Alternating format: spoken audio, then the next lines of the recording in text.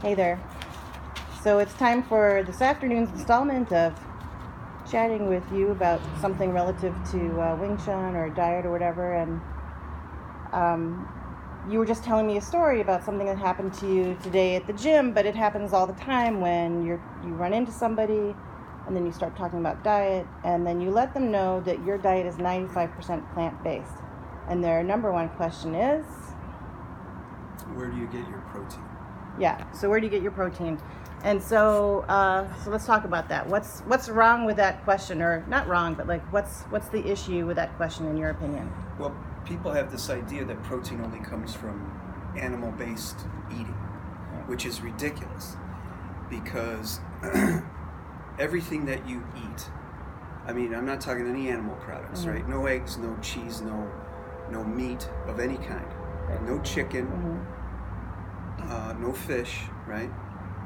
Everything that you can eat, all the way from the beets and Swiss chard over there, to the lettuces, to the jalapeno, everything that you eat has protein in it. And if you just do the research, all you have to do is eat enough calories and you will be getting enough protein. You don't need the meat. It's not good for your body, and it's not good for the planet, really. Now, it's not to say that I don't occasionally have, an egg or a little bit of fish or Some tonkatsu ramen. something, yeah. But I've largely eliminated it from my diet, so I'm like 95% plant-based. Right. Every now and then I'll indulge in something like, but Yeah, you make a mean roast chicken and stuff, but yeah. But once you remove that stuff from your diet, after a while, you just don't want to have it anymore. right. And then, in fact, when you do, it tends to not have such favorable effects on the body. Right. And so part of what you're saying, it's not like don't ever eat meat, but it's just like let 95% of your diet ideally the be studies show that plant-based. 10% or less of your calories should come from anything animal-based. Right. So, if you're thinking you're eating, let's just say 2,000 calories a day, right? Mm-hmm. You've got only a couple hundred calories coming from anything meat, Right. which is like meat the size of a cell phone, something like Hold that. that shape up so we can see it. Something Get like vertical. something Okay, like I'll just that. come to you. Yeah, it's Yeah. not very much. Yeah. Or an egg, something like that. But I don't do that every day. I mean, No. so but there's this myth that you got to be eating paleo or ketogenic and all this stuff. That stuff will kill you. Well, because paleo, in fact, if you look at what was actually in the stomachs of people back then, Yes, right. was not mostly not meat. meat. Right. So They've done studies on it, and they they found this guy, I forget where in the world, Yeah. but they found him frozen in the ice, and they dug him out, and there was a whole National Geographic special about it. And his belly. And they opened up his stomach, and he had a little satchel thing too that he and this was a guy from Paleolithic era. Right. And what was in his stomach? Wasn't chicken and beef, I can tell you that. It was nuts, seeds, berries, and tubers, potatoes. Potatoes, right. And in his little bag he was carrying, what was in there? Nuts and seeds. Right. So, the guy wasn't, Yeah. eating what do you call pasture-raised. Grass-fed beef. Grass-fed, yeah. Yeah. So the other thing just that I wanted to touch on that you've talked about before is that it's not only plant-based, but that it's healthier for you and for the planet, but that some of the confusion that exists around dietary suggestions that come from doctors and so forth are arising because of a bias in the industry, because like the meat and dairy lobbies are so powerful that they have the capacity to and mislead. Doctors don't actually get that much nutrition training. Right. And even people that should be getting the training are being led down this path of, you got to have meat for protein, and you got to, You know, there's a new documentary that just got released called The Game Changers. Yeah. And it's all about vegan athletes.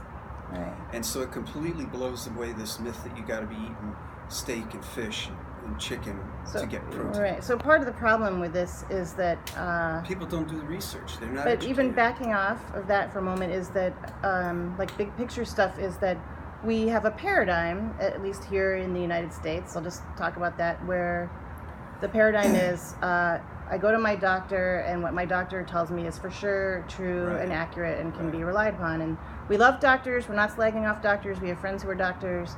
But that there is this problem, like you're saying, that doctors, for the most part, in most schools, Yeah. part of their training doesn't really include much in terms of nutrition, Yeah, yeah. and the education they do get is kind of bought and paid for by these lobbies. And the guy in the gym today who I was talking with, who's really hugely overweight and diabetic, and I got to talking with him about how he eats and everything, and he eats typical American diet.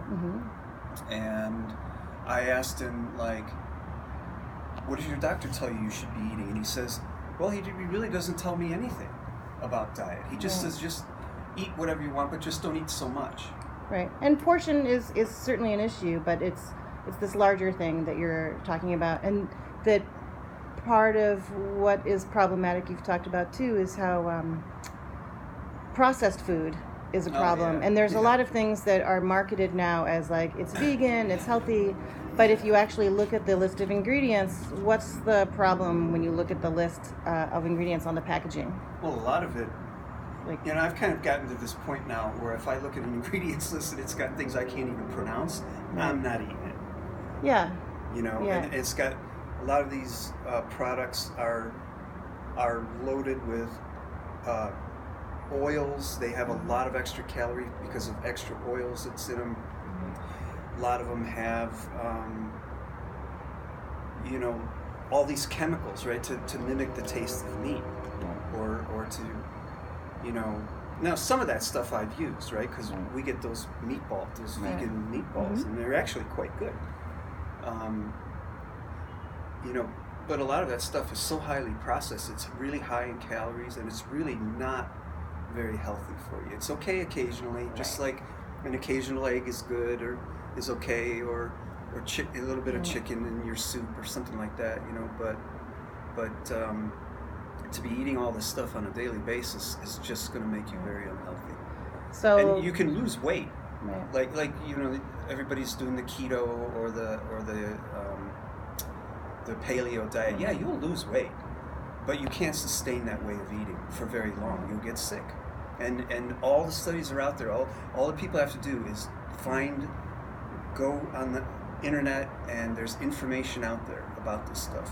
Right. So you have to be a little careful for your sources of information, Yeah. but one of the main problems with the keto and things that emphasize carbs are bad, eat more meat, is that the deleterious effects to which you're referring that are written about in these studies and are available are things that you can't see from the outside. Right. You know, you can lose weight, you can look great, but inside you're unhealthy. Your artery, like specifically, like your arteries can be getting clogged with all of the fats and so forth. Arteries are getting clogged. Heart is getting stressed. Digestive tract is full of rotted meat. I mean, this is not really healthy. Well, it's not healthy, and it's hard because even though like this is information that we're really familiar with, and some students at your school in Pilsen are really familiar with because they hear it from you and they start to change their diet, is that most people really don't know this. It can be very confusing. There's lots of misinformation. Lots of information, misinformation. Yeah. So what's one book that you would say, because we want to wrap this up here, just keep it kind of short for now. We can talk about it more later. What's one book that you would recommend people looking at to get some of the real science? The China Study, by T. Colin Campbell.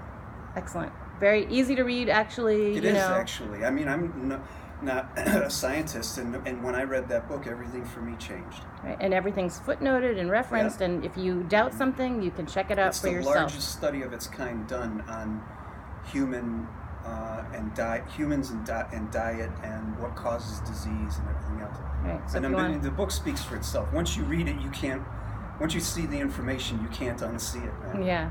Excellent. So the China Study by T. Colin Campbell. We suggest you run out to the library or get a copy or buy it off your local bookshop or whatever, and check it out for yourself. I've given it to I don't know how many students, and they come back to me with the book and they say, that's it. I'm not eating meat anymore. That's awesome. All right. Thanks. We'll see you in our next episode. Go Cardinals. Go Cardinals. Yeah. It's October. Can you tell?